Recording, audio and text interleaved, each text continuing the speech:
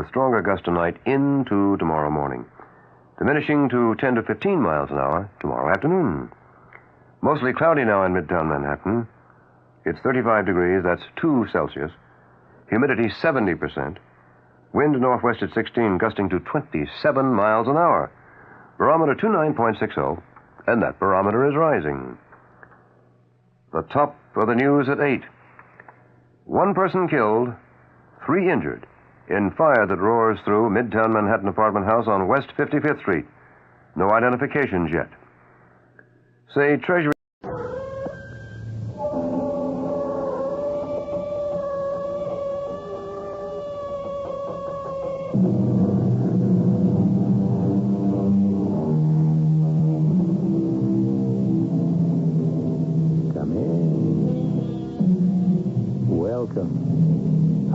Marshall. Do you know that primitive people believed no one died unless he had been done in by his doctor? It's true. Of course, today we're very civilized, very sophisticated, very enlightened. We smile at the ignorance, the naivete of the Aborigines, pity them a little. But should we search ourselves closely enough, might we not find vestiges of the old belief somewhere? The faintly hostile feeling that the doctor could have saved the patient. It must have been around midnight. She'd gone to bed hours before, but I stayed up reading. I read till my head ached. I thought of getting something to quiet the throbbing, but before I could, the book slipped out of my hand. I was not precisely asleep, but not really awake either. Somewhere in between. So the knock at the door seemed faint and far away. The next time it was louder. Then very loud. Very loud indeed.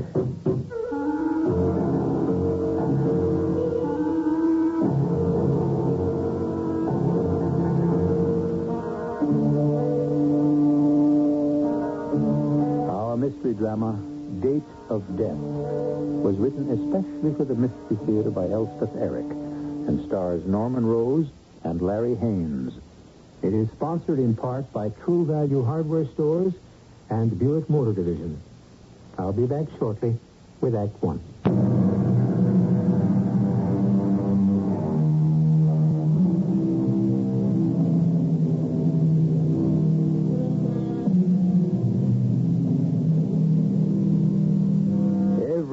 Without exception, dies of heart failure. So long as that great muscle inside the chest, a little to the left of center, keeps pumping away, we're alive. Not in very good shape, perhaps, but undeniably alive. Once it stops doing its work, we're just as undeniably dead. But long before it quits for good, it may falter, hesitate, act badly. It has been impeded in its unceasing work. It has been attacked.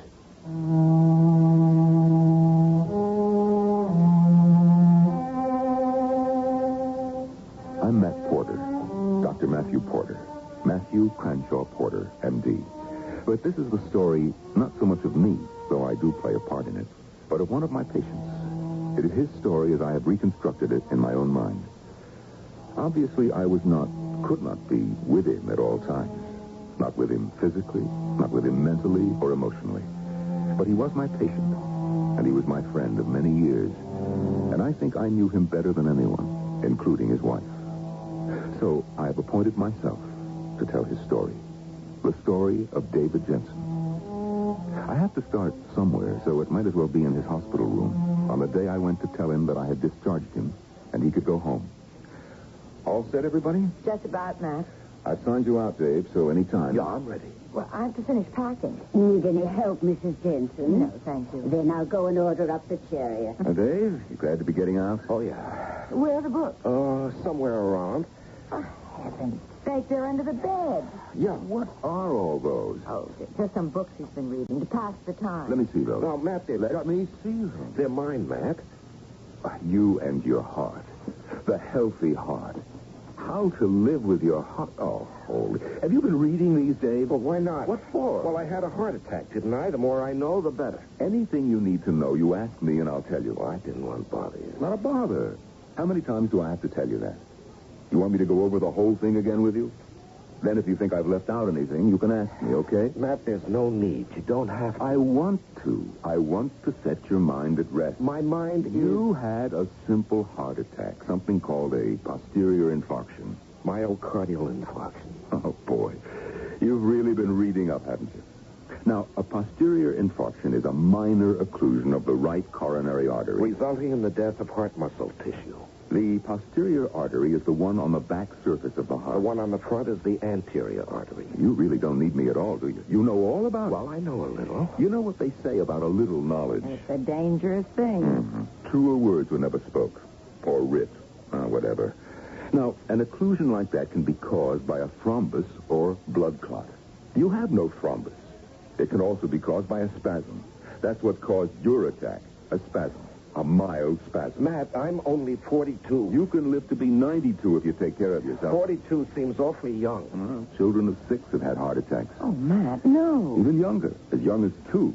It's unbelievable. Oh, terrible. Now you are on a mild anticoagulant. Janet will keep you on a low-salt diet. You bet I will. No fats, Check. no booze, and no cigarettes. Check. Wheelchairs here, Dr. Porter. Give me the books, Matt. Oh, no. No books. No fats, no cigarettes, no booze, and no books about heart disease. Read Dickens, Hemingway. Read Playboy. I paid a lot of money for those books, Matt. Now hand them over. No, not on your life. Here, nurse, take them out to the charge desk and throw them in the incinerator. Matt, come on now. Oh, you're all packed, Janet? Well, if you mean it about the book, I mean it. then we're all set. All right, let's go.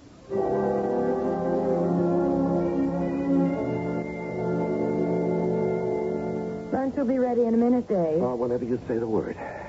What's that you're drinking? Mostly water. Water and what else? A few drops of whiskey. Dave, you're not supposed to. Matt said... Never mind what Matt said. It's his fault anyway. What's his fault? Well, he shouldn't have taken those books away from me. He was absolutely right. You're the kind that can work a hangnail up into a blood poisoning. You always have been. I'm going out. But, well, lunch I'll is be almost... back.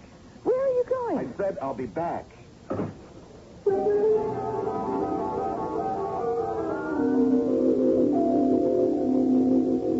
Miss Conklin. Yes?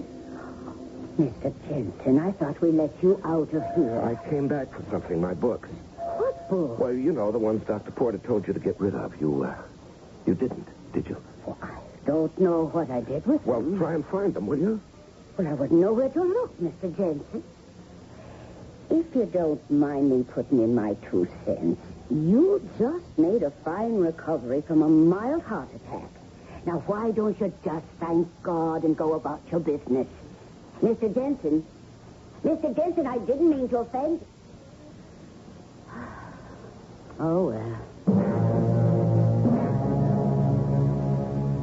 Yes, sir. Can I help you? I have a list of books here. Yes, sir. Have you got any of them? Oh, but these are medical books. You don't carry medical books? Very few. These are all books on heart disease. I'm afraid we don't have any of these in stock, but I'll be glad to order them for you. Well, how long would that take? At least a week, or maybe 2, possibly 3. Oh, that's too long. I can't wait. Thank you very much.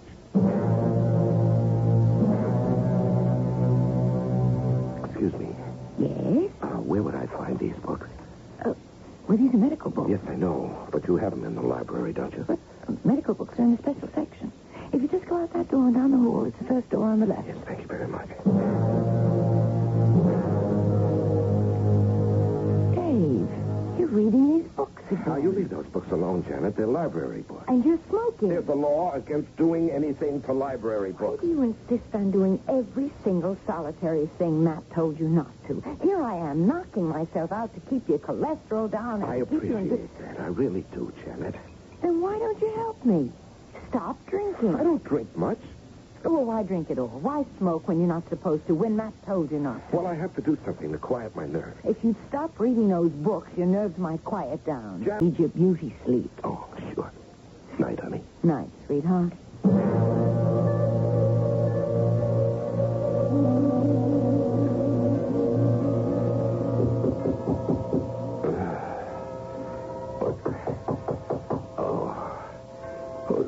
Matt? Who's there? Dave? Who is it? It's Matt. Matt? Matt Porter? Let me in, Dave. Now, what the devil? I have to talk to you. Matt, this is a heck of a time to be making a house call. Yeah, I know. Something wrong? Oh. You've been reading. Yeah, a little. Looks like a lot. All these books. Well, I'd like to know things. Mm-hmm. You got them out of the library, did you? Yes, that's right. When you took them away from me at the hospital, I went back the next day, but the nurse wouldn't give them to me. Uh-huh. So I went to a bookstore. They didn't have them in stock, and it was going to take 2 or 3 weeks to order them. They're pretty esoteric books. Oh, I'm getting where I can understand them. Oh, you are? Yeah. Anyway, I finally got them from the library. I see. Would you mind if I sit down? No, of course not. You sit down, too. Yeah, can I make you a drink? If you want to. Matt, I might as well tell you I've had a drink from time to time, now and then. Your usual? Oh, yeah. I make mine pretty weak. It's only to quiet my nerves. Uh-huh. Also, I smoke a cigarette now and then. You do, huh? Here's your drink. Oh, yes, thank you. Just set it down. Okay. Matt, I have to tell you, you surprised me. In what way do I surprise Well, you? I just thought you'd start yelling at me. Oh, I wouldn't yell at you, Dave. That's the last thing that I'd do. Well, I just told you all the things I've been doing, the reading, the drinking, the smoking. I thought you'd be disgusted with me. No, I'm not disgusted. Sit down, Dave. I have to tell you something. No. Okay, shoot. You know what the aortic artery is? Oh, sure. It's like a bicycle tire. It has an inner tube. Yeah. Now, if that inner tube, the inner wall of the artery, gets injured as the blood pumps through it, some blood seeps through the hole. Yeah, the aureole. Yes, that's the technical name for it. Mm-hmm. Now, as the blood seeps through, some of it absorbs. But if enough of it doesn't absorb, the artery, it balloons. Yeah, I read about that. Mm-hmm. Now, the aortic artery has a Y shape. The ballooning can occur there in the crotch of the Y. You follow me? Yeah, I follow you. When that happens, When that happens, you'll have an aneurysm. Oh, you know about that? Yes, of course I know about that. Mm-hmm. Now, sometimes this aneurysm it can be so big it fills the whole chest cavity. Yeah, and when it bursts, it's goodbye, Charlie. Well, yes. And that's what I've got? Yes. Well, how long have you known that, Matt? Ever since I looked at the X-ray. Well, why didn't you tell me? Well, it's not the kind of thing you want to tell anybody. Because the aneurysm could burst at any time at all. Yes. Now, why are you telling me now? I don't know. I mean, it didn't seem right to tell you, but it didn't seem right not to tell you. Dave, I've been agonizing over this for a long time. Tonight I couldn't get to sleep. I couldn't relax. So I decided to come over here and tell you. I know it's a terrible thing to face, but at least it's the truth. Yes, I know. And, Matt, I appreciate it. I really do. I always want to know the truth. I always have, Matt. You know that. Well, it isn't the kind of thing you want to tell a patient, any patient, but when the patient is an old friend like you, then it's 100 times as hard. It's damn near impossible. I mean, it tears you apart. Matt, don't upset yourself. Please don't. You see, I've known this for quite a while. Oh, you couldn't But have. I did, believe me, I did. I may die tomorrow. I know that. Tonight, maybe. Dave. Now, you just run along home and get some sleep. You did the right thing, telling me about the aneurysm. You just backed me up on what I knew already. Now, you just run along home and don't worry about a thing.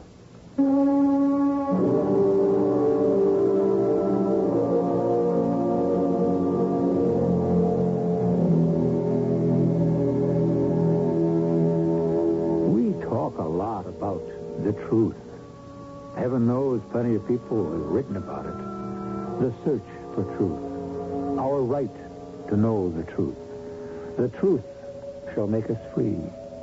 Truth is beauty. Beauty is truth. Anyone would conclude that man is engaged in an unrelenting quest for the realities of his existence. But is he? Or, on the contrary, is he struggling constantly and desperately to evade them? In particular, the reality of his own demise. We shall return shortly with Act Two.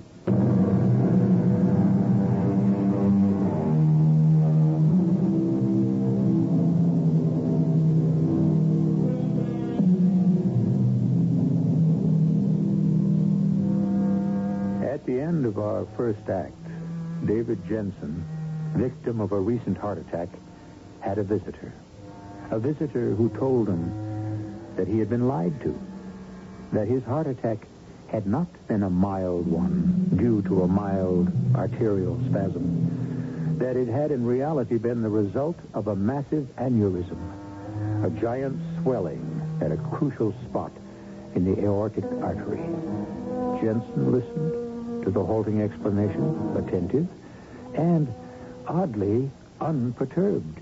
And when the aneurysm bursts, it's goodbye, Charlie. It could burst any time. Dave, this isn't the kind of thing you like to tell a patient. And when the patient is an old friend... Matt, I've known this for quite a while. I may die tomorrow or tonight. I know that. Dave. Now, you just run along home and get some sleep. You did the right thing telling me about the aneurysm, Matt. You just backed me up in what I knew already. So you run along, Matt. Don't worry about a thing.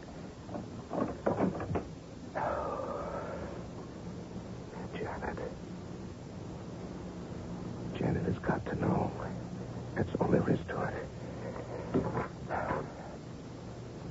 Janet? Honey, wake up. I've got something to tell you. Janet. Darling, I don't like to wake you up, but this is important. Janet.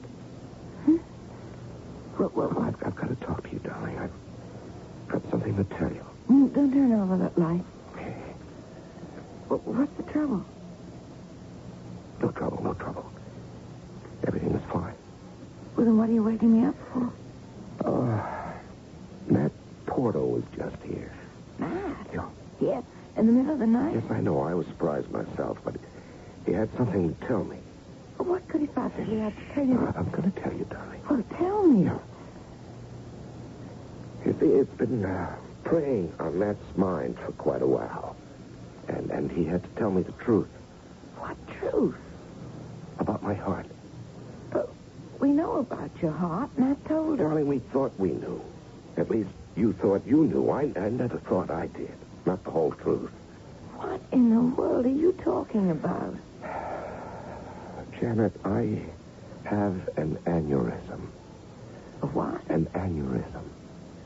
A huge aneurysm in one of my arteries in a very crucial spot. It's like a big balloon filled with blood, and any minute that could burst. While I'm sitting here on the edge of the bed talking to you, it could burst. I don't believe you. Darling, it's true. Matt never told you anything like that. No, not at the hospital.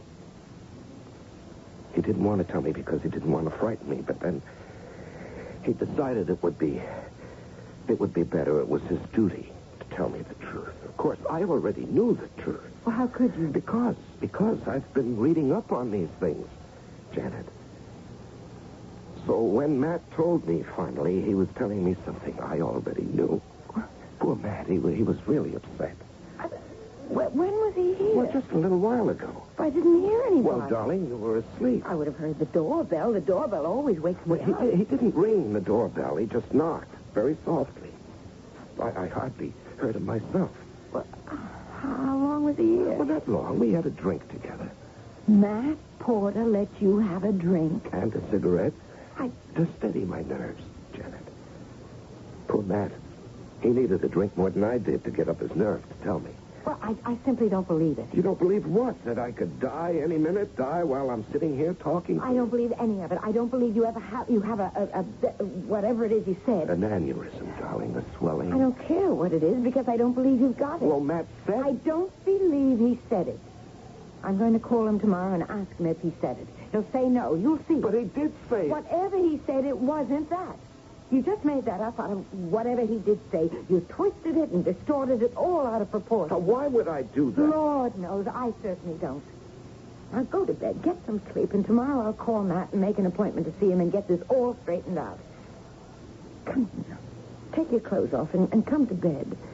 Oh, no, I don't think I'll do that, Janet. I think I'll go out for a while. Where? Where are you going? Just out for a while. Dave!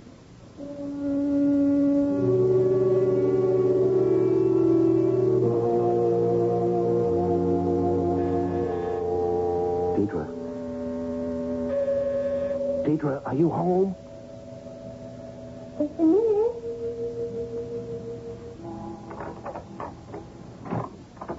Deidre. Dave Jensen. Oh, for heaven's sake. Terrible time to come calling. Oh, I'm a night person. You know that. Come on in. Yeah, thanks, Deidre. Sit down. You want a drink or anything? I just want to talk to you. Of course. Well, I thought you'd put me out of your life. It's been so long. I've been in the hospital. In the hospital? Mm-hmm.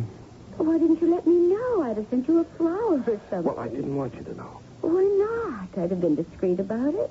Your wife wouldn't have suspected anything. Yes, I know that. Deidre, you've always been discreet. I appreciate that. I just didn't want you to know that I was sick. Well, plenty of people get sick. Well, I didn't want you to think of me as less than a man. Well, now, why should I think that? I had a heart attack. Oh, I'm sorry. So you see, Look, plenty of people have had heart attacks. I could name you half a dozen of my own acquaintances. No, this wasn't just a heart attack, Deidre. At first, the doctor said it was, but it was just a mild myocardial infarction. Oh. You wouldn't know what that is, but it's not really serious. People can live 40 or 50 years after one of those. But what I have is it's something different. It's very, very different. Well, what is it? An aneurysm. Oh. You know what an aneurysm is? No, I can't say I do. No, of course you don't. Well, it is very serious. Oh. It's inoperable, and it means you can fall dead any minute. Oh, how do you know all this? The doctor told me. He said he told Well, you? that was at first in the hospital. But he didn't tell me the truth. We're old friends, you see, and it was hard for him. But tonight he came to see me, and he told me. Oh, that must have been a terrible shock. No, it wasn't. I knew all about it before he told me, you see. I've done a lot of reading, and I just knew. Dave, I'm awfully sorry. No, that's all right. I just wanted to tell somebody. You see, after the doctor left, I woke my wife up, and I told her, but she didn't believe a word of it. Why not? Why, because she just didn't want to. Well, it is better to face the truth. Yeah, that's what I think. Deidre, I can't tell you how grateful I am to you. For what? I didn't do anything. You believed me. That meant a lot. And now I've got to get going. Well, so soon? You just got here. Well, I've got one more call to make. Well, if you must. Yeah, I really must. Well, don't let such a long time go by before you call me up and come over. Don't be such a stranger. I'll try to remember that. I'll see that you do. Yes, of course. I probably won't be around much longer. Good night, Deidre. Matt, I understand. Understand what? It couldn't have been easy. On the contrary, it was very easy. Well, of course, I tried to make it easy for you, but even so, telling an old friend he could go any minute, I know that wasn't an easy thing to do.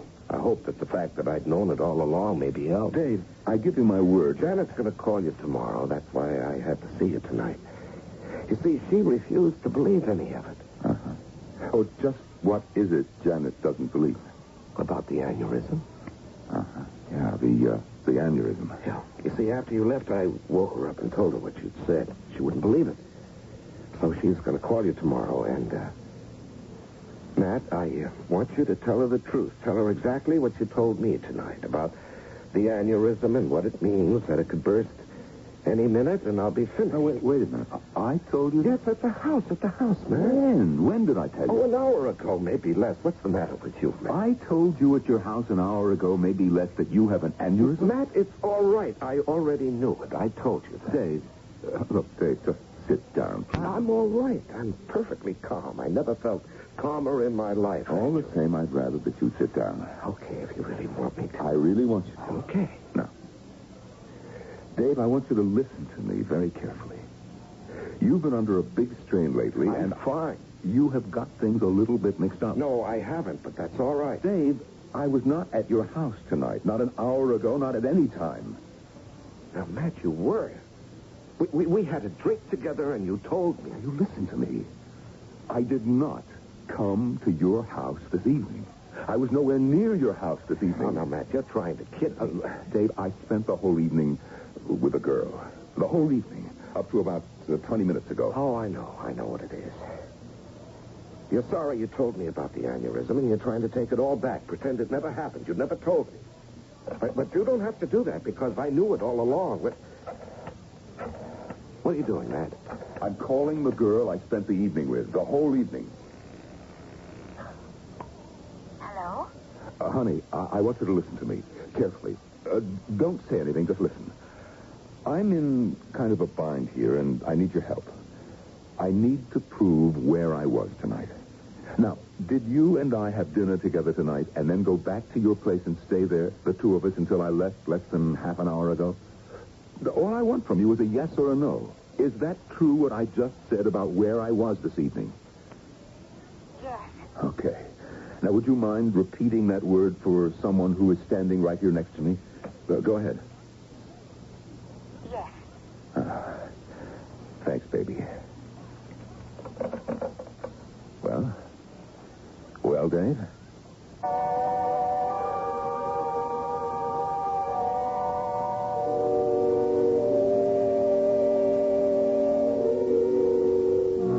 Have you ever met with a flat denial of something you know to be true? Have you ever been told you did not see what you saw, do what you did, say what you said, and hear what you heard?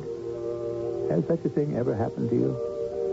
If it has, you know that your inner response was too deep for anger, too deep for indignation, for anything but the most profound and appalling disillusionment. We'll return shortly with Act 3.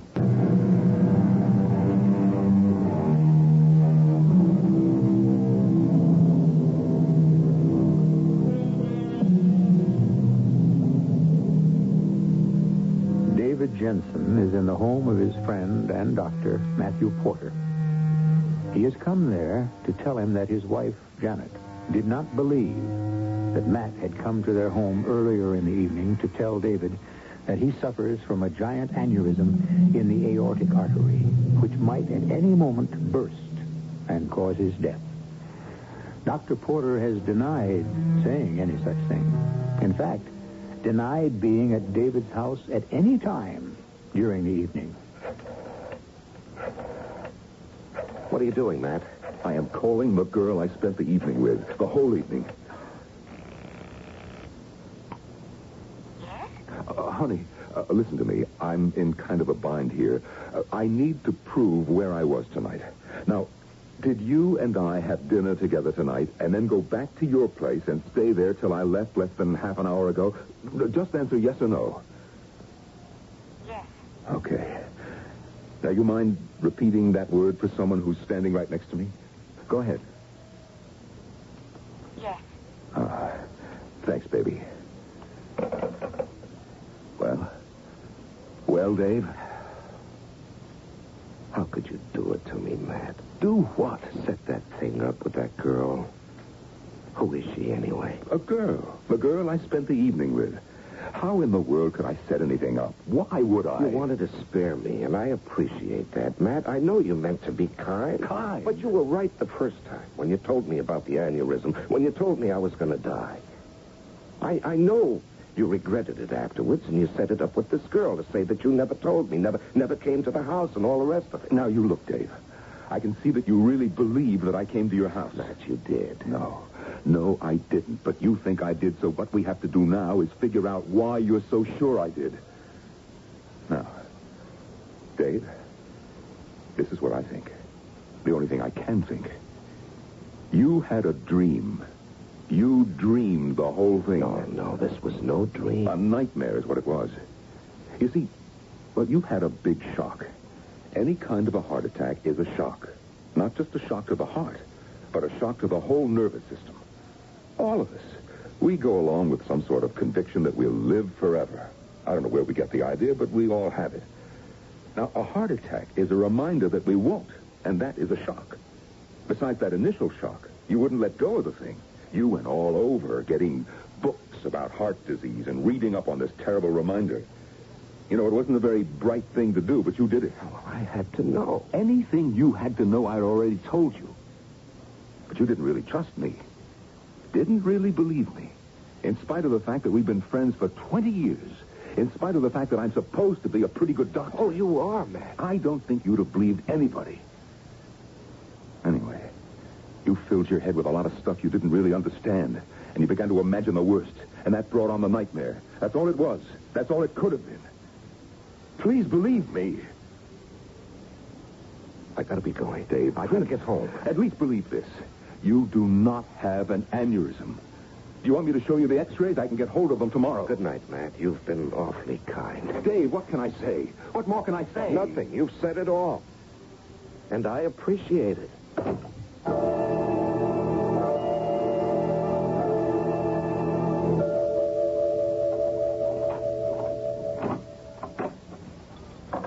You don't have to be so quiet. I'm not asleep. Oh, darling, I thought you might be. Where did you go? To see Matt? What for? Oh, about what happened tonight when he was here. Oh. You know, he denied the whole thing. Can you imagine? Well, I knew he didn't say you had an aneurysm. You simply misunderstood it. Darling, he denied he was ever here. He did? Yes, he said I must have had a nightmare. Oh. Well, of course, that's what happened. You fell asleep reading those books, and you had a nightmare. Now, why didn't I think of that? No, Janet, I didn't have a nightmare. I was wide awake reading, and there was this knock at the door, very faint at first. He was afraid we might both be asleep, you see. And then he knocked louder, and I went to the door and let him in. Now, I made us each a drink. We sat down, and we talked. And he told me what I told you. You each had a drink? I made mine very weak. I remember telling him. Here, look. Look over here, Janet. Here are the glasses. There's Matt's, and here's mine. You see, I didn't even finish mine. You see, mine is mostly water. Well, Matt didn't even touch it. Well, now do you see? He was here, darling. That's the proof. Now, how does he dare stand there and tell me he was never here? Well, maybe... Maybe what, Janet? Nothing. Maybe Matt's not quite right in the head. Is that what you were going to say? I was going to say... Maybe we ought to see another doctor. No, I don't think I need another doctor. Matt is a very good doctor. I just think it was very hard for him to tell me the truth. And I think he regretted it afterwards and wanted to take it back, so he pretended it never happened. Good Lord, Janet, he's probably convinced himself it never really happened. He probably thinks he's telling the truth. He firmly believes he was never here. If he's that unstable... It's all right, darling. Really. It's just that he couldn't bear the idea that I'm going to die, and he had to be the one to tell me, but it's all right. Really, it is, Janet.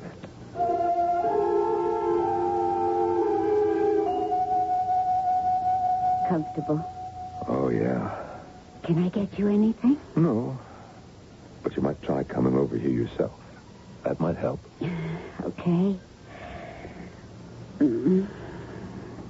Poor, overworked doctor man. Well, it's not just the work. It's the patients. Here I am beating my brains out to get them well, and they're making me sick. I swear I'll die if I'm trying to take care of people that don't want to be taken care of. Poor baby. You know, when I phoned you last night, I was with a patient. At that time of night? Patients don't care about the time. Actually, this was an old friend of mine. Heart case. Very mild attack. No reason he shouldn't make a complete recovery. Lived to be 100. But he kept brooding about it, reading books and all that. Got himself really worked up. Morbid. Well, last night, he had a dream, a nightmare that I had come to his house and told him that he was going to die. Oh, no. Poor thing. I couldn't shake it. And that's when I called you.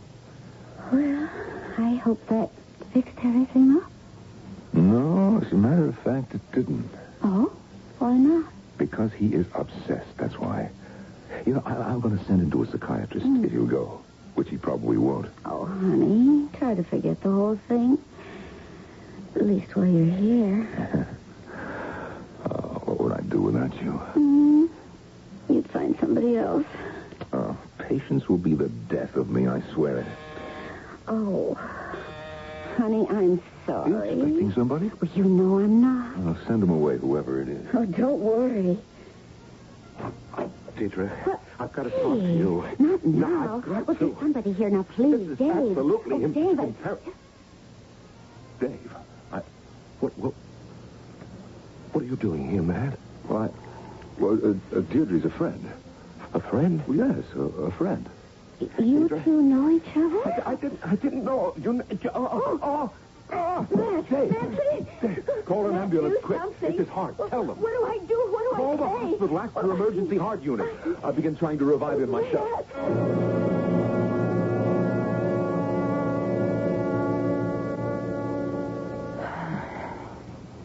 Thanks for spending so much time with me, Matt. Oh, Janet, it was the least I could do. Very least. Do you think you understand now what the X-rays show? There was no aneurysm. Dave died of a massive spasm, like the first one, only violent. That's what all the other doctors said. They were right. I never even knew he knew that, Deirdre. Any girl like that, I never... I don't think that he knew her very well. To go to her at a time like that, when he was so worried. Well, Deirdre is just someone to relax with. You knew her, too. Was slightly, yes. Well, it must have been more than slightly. For him to have a heart attack when he found you with her. Janet, it's all over. It's all past. Let's not... I know. Dave was... But he was obsessed. Obsessed with the idea of his own death. He wouldn't let go. Of course, I know you never came to the house that night. Of course I didn't. Still, Janet, you know that I didn't.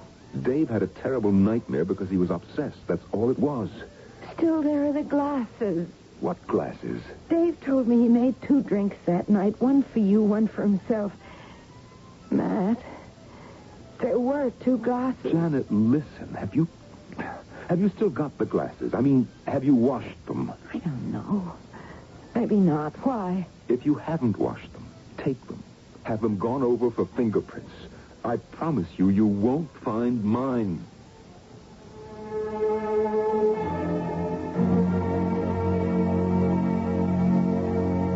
Poor tired doctor man. The way I feel, it's beyond tired. Exhausted? Oh, beyond that, too. I just left Dave's wife. She still doesn't quite believe that I was not in their apartment that night. Well, you were with me. Dave told her he and I had a drink together. Mm-hmm. She said there were 2 glasses in the living room. One his, one mine, supposedly. I told her to have them gone over for fingerprints. I really hope she does it. Matt, I wonder, does an incubus leave fingerprints? A what? An incubus. The evil spirit that comes at night and lies upon people in their sleep. You mean Dave was visited by an incubus? Well, why not? Deirdre, you don't believe in stuff like that, do you? Oh, absolutely. You do? Well, you said he had a nightmare. That's right. Well, don't you know that one definition... Sent the incubus? Why would I do that? Oh, who knows, Matt? Who knows? Unless you do.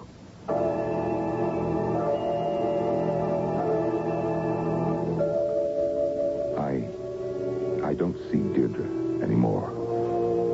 It wasn't relaxing the way it used to be. But I can't get the idea of the incubus out of my head. Especially the idea that I might have sent it to poor Dave in the dead of night. I'll tell you something. Not because you have any right to know. Not because I think you even care. No. Because I'd like to say it out. Out loud. Just this once. I never liked Dave. Not really. I never really liked my friend.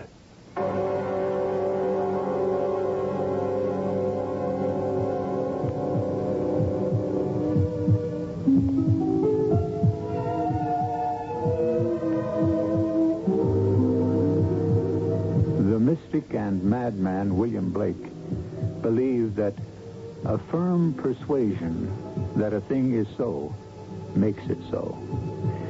That's a bit more than I can swallow. Though I'm sure there's a profound psychological truth contained in the observation. But I prefer the thought of August Strindberg that an obsessional conviction about supernatural powers causes events that confirm the reality of those powers. I'll be back shortly.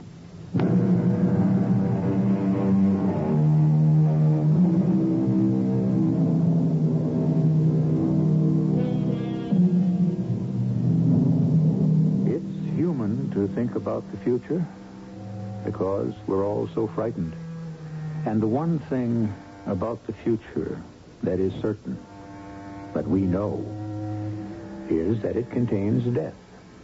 So, while it's only human to think about the future and therefore to consider death, it's not wise to think about it too much. Because if we do, it may come sooner than it needs to and cut the future short.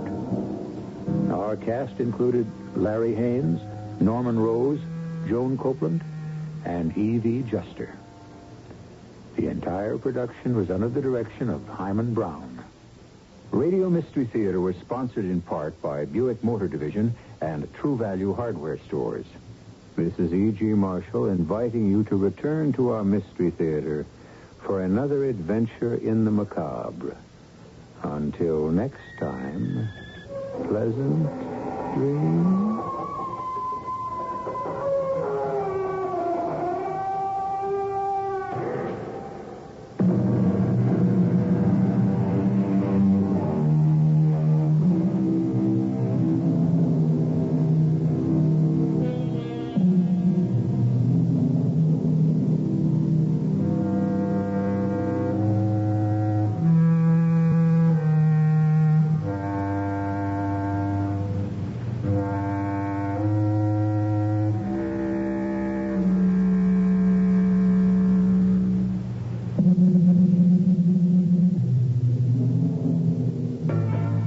Radio since... CBS Radio Mystery Theater presents...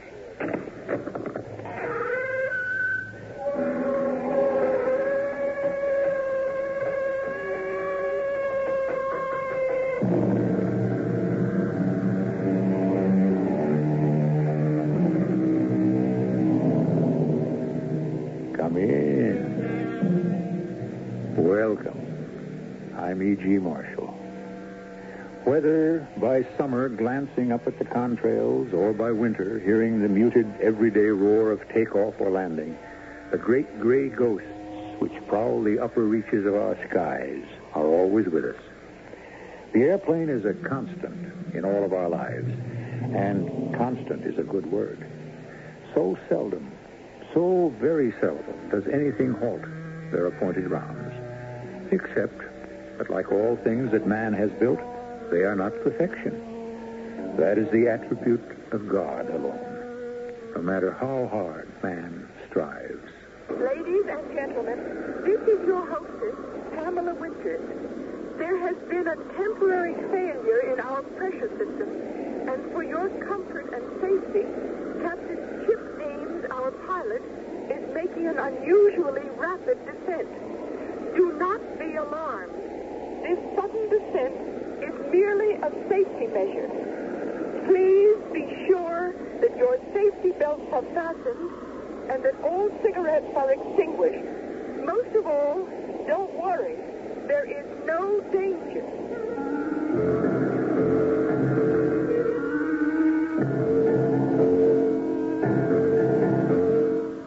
Our mystery drama, The Lone Survivor, was written especially for the Mystery Theater by Ian Martin and stars Russell Horton.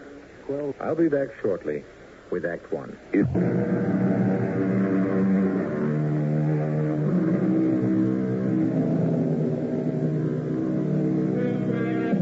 Most of us have flown at one time or another, secure in the knowledge that no matter what butterflies we may feel on occasion, we are using the safest method of transport in the world. And that includes simply walking across the street. But there is that special word, but. But nothing in life is inescapable. And there is the occasion when any of us may be caught in any kind of accident, just as terrifying and dangerous as this. Ladies and gentlemen, we have dropped the oxygen mask because of the speed of our descent. Simply place them over your nose and mouth and breathe normally. Please be ready to lock your hands in front of your face as shown in the manual and brace yourself against the seat in front of you. In case of an emergency landing, hold your seat until you receive instructions over this PA. Should it fail, please note the nearest emergency exit.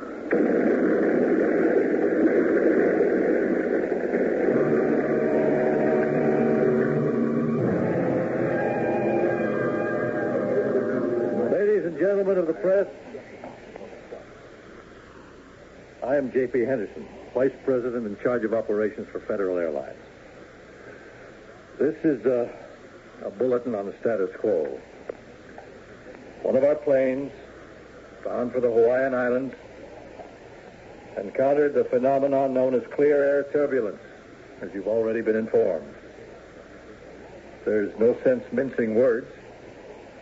Apparently the plane, after ditching, broke up or sank.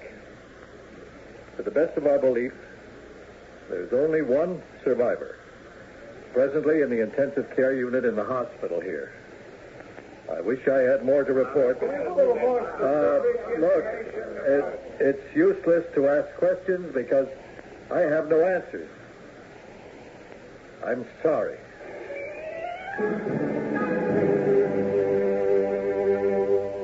Has he come to, Dr. Sedgefield? Yes, Mr. Henderson, he's conscious.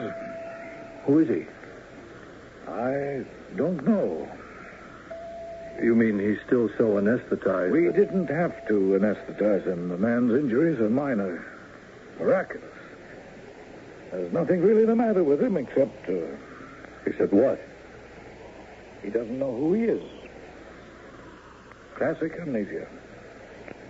You mean he suffered brain damage? No, absolutely not. No evidence of any concussion or other somatic injury. No evidence of nerve involvement. Well, then how? Why? Amnesia is a law unto itself, Mr. Henderson.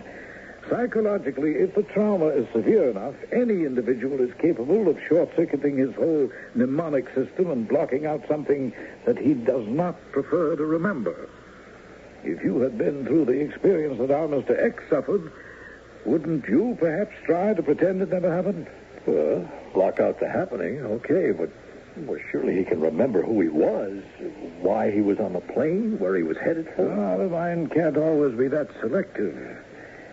The man you are interested in doesn't even remember getting on the plane, where he was going, or why he was going, or who he was before he did, or who he is now. Could I ask him a few questions? Oh, I don't think he's ready for that. Could I examine whatever effects he had with him when he was admitted to the hospital?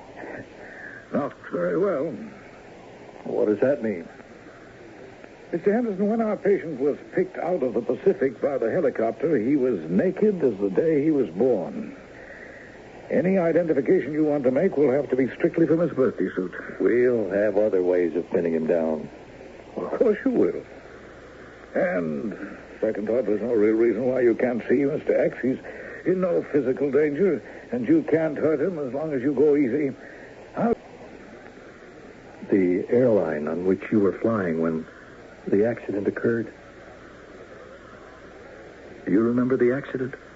No. I'm sorry to trouble you under the circumstances, but, well, it's an unusual state of affairs. As I said, I'm J.P. Henderson. May I ask your name? Oh, you can ask it. I can only give you the same answers I give the doctors. I don't know. I see. And you don't remember anything about the accident? Not a thing. Mr. Henderson, I don't remember anything until the moment I woke up in this hospital bed. I think we ought to let this gentleman have his rest, Mr. Henderson. Of course. I'm sorry to have bothered you, sir. The person who bothers me most is me.